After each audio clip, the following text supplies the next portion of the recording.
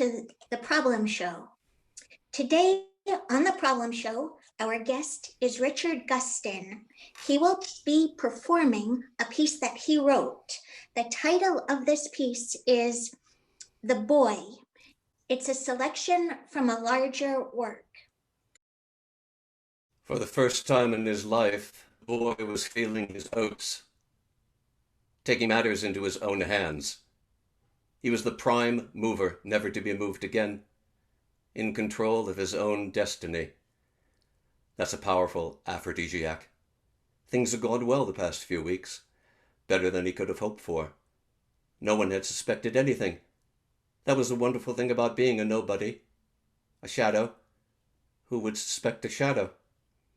The only person that would have suspected anything would have been his mother, and she was no threat. She hadn't been a threat for years. He'd handled his mother as well as he always had. He went about his business, and she hers.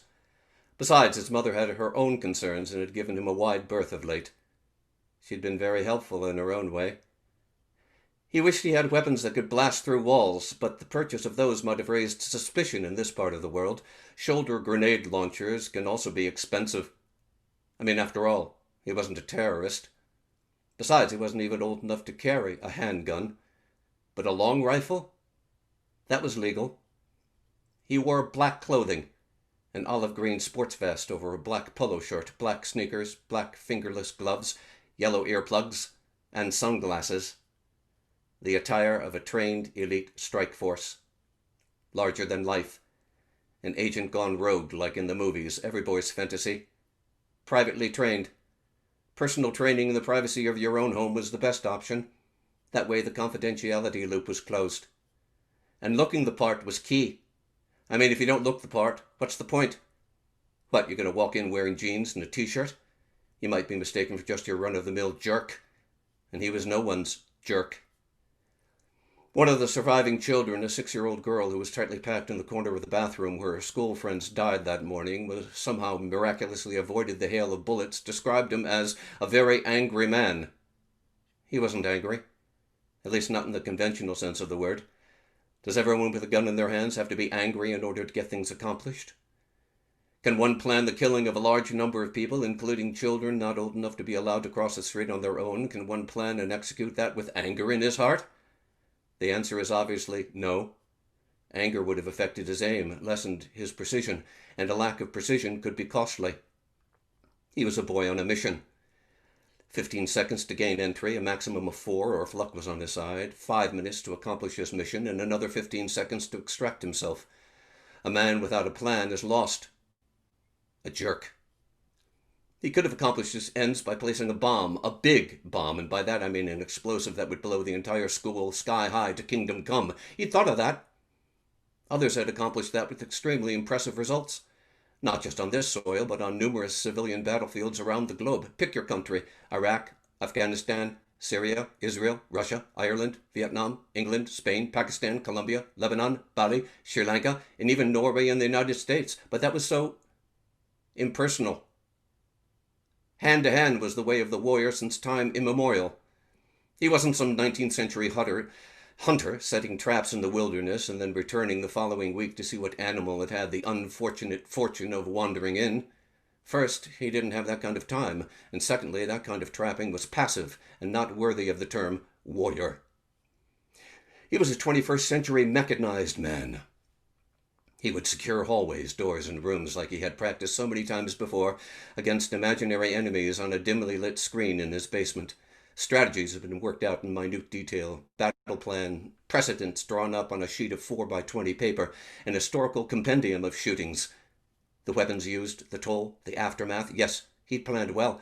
He had dreamed it over and over. His dress, how he would walk, how he would enter, the words he would say, and those he would hear in return.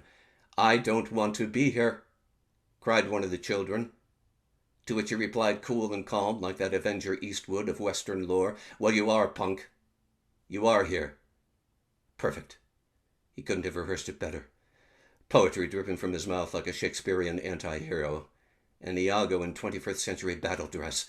No, he wasn't a Shakespeare geek. But a lot of people know who Iago is, even if they don't remember what he said. Demand me nothing. What you know, you know. From this time forth, I never will speak word. He wouldn't suffer Iago's fate.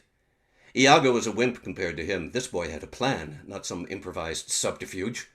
He was a real, live, walking, talking, mechanized man with lifelike moving parts who had a strategy. A plan that could be adjusted in real time, according to the needs and challenges that presented themselves. The boy's careful planning meant that he could adjust, he could adapt to those challenges and not be denied.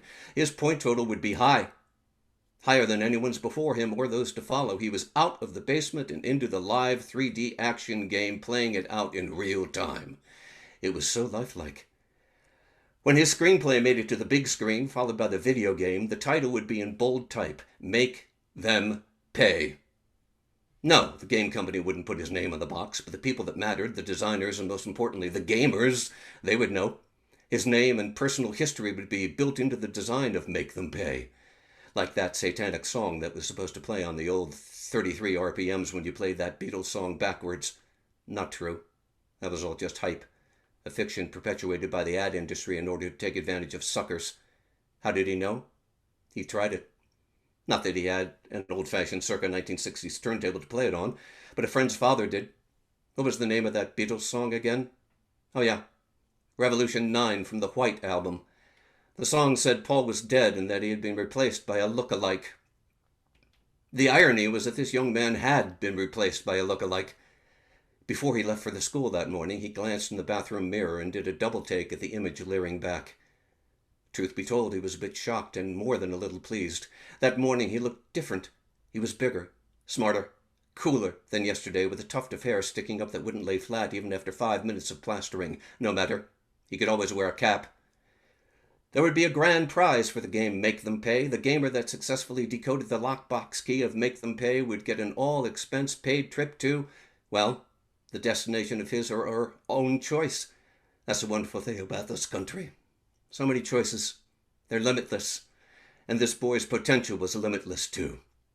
He would not only make his mark, he would be remembered. The dilemma of us all. How to be remembered for who you are and for what others have done to you. I'm not telling you anything you don't know, but people still aren't over it, are they? Do we get over a thing like that? Perhaps in a generation or two. But not the families. The families will never recover. Brothers and sisters scarred for a lifetime, a community set adrift for a century, a community that will always be known as the killing field of the elementary school babies.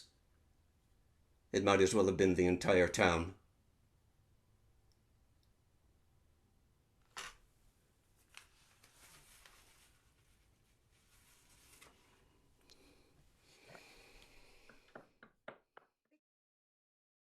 Thank you all for coming. Thank you all for coming.